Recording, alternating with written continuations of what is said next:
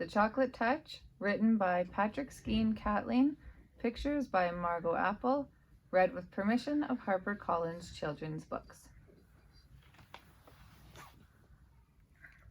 Good evening, boys and girls. My name is Professor Presto. I am a professor at the University of Texas, and I am actually a chocolatier instructor. Did you know that it takes 400 cocoa beans to create 1 single pound of chocolate? That is in fact a lot of beans. Anyway, today I'm here not to talk about chocolate, but to read about chocolate. Chapter 9. Oh, the shame of it! The humiliation!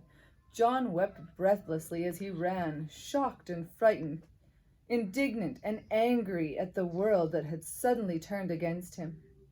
Mean old things, John thought, blaming Miss Plimsoll and Miss Quaver for his failures, even though nothing that had happened to him had been their fault in any way.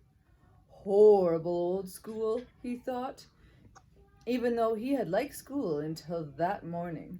Hateful Susan, he thought, even though he knew at the same time that he was really longing for her to be friendly with him again. Through the window, Miss Midas saw John coming up the pathway. "Hello, John, dear," she called from the living room. "You're home early today. How nice. As a reward, there'll be a piece of chocolate after supper." "I hate it!" John shouted. He was crying too hard to say anything else for a moment. When she heard the sound of his voice, Mrs. Midas rushed to the hall. "Why, what's the matter, dear?" she asked, putting her arm around him. John twisted away from her grasp, ran past her, and started up the stairs toward his bedroom. "Susan doesn't want me at her birthday party," he said as he went. "I know she doesn't. Well, I don't want to go to her rotten old party anyway." "I don't think you really mean that," Miss Midas said.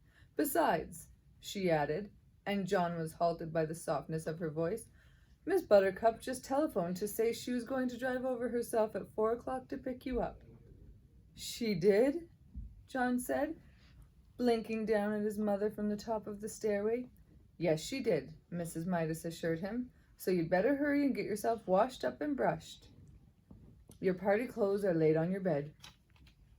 There were games on the Buttercup's lawn while it was still warm enough outside. Later, the party supper, including the birthday cake, was going to be served indoors, and there would be a magician and a short movie. John joined the blind man's bluff and grandfather's footsteps and fox and geese, and soon he became more cheerful. He even temporarily forgot about chocolate. Susan looked very pretty. Her yellow curls had been brushed so hard that they looked silkier than ever. She was wearing a big blue ribbon the same color as her eyes. Her cheeks were flushed with excitement, a deeper pink than her new party dress. On her feet were dainty little white socks and white shoes with straps that buttoned. Between games, Susan smiled at John and said, "I'm glad you came." They seemed to be on good terms again.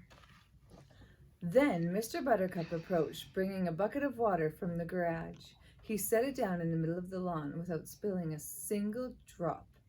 "We're going to duck for apples," Susan whispered to John.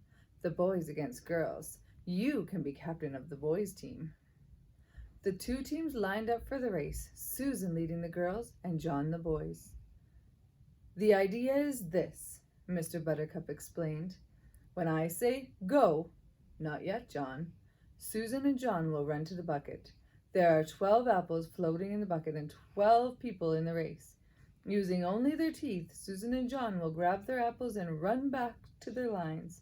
As soon as they touch the hands of the number 2 runners in their teams, Dinny and Duncan, Susan and John will go to the end of their lines, and Dinny and Duncan will run to the bucket to duck for apples.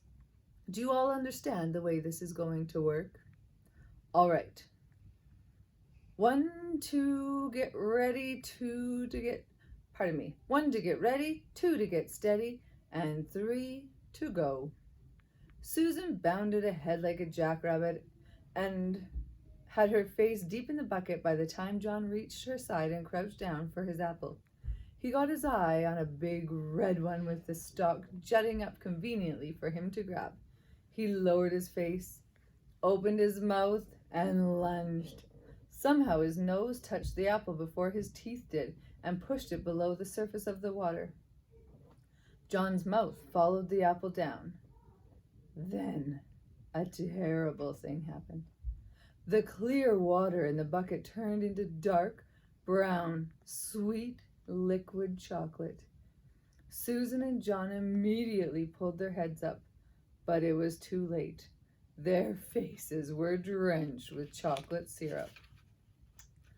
"Oh!" Susan exclaimed, wiping chocolate out of her eyes. Chocolate syrup dripped down all over her delicate pink pale dress. "Oh!" she moaned. John was in the same state. There was chocolate all over his face. There was chocolate on his white shirt front and on his gray flannel shorts. And there was chocolate in his mouth. "Glug," John said. "Glug." Susan was too surprised and angry to speak. For the second time that day, she turned her back on John and ran away from him. Mrs. Buttercup offered to clean John up, but he couldn't bear to stay at the party another minute. He started off at once for home. That, boys and girls, is chapter 9. And I do wish that I could just touch things and they would turn into chocolate. For me, as a chocolatier, it takes days to make a mere chocolate bar that you may enjoy. So please do. Goodbye.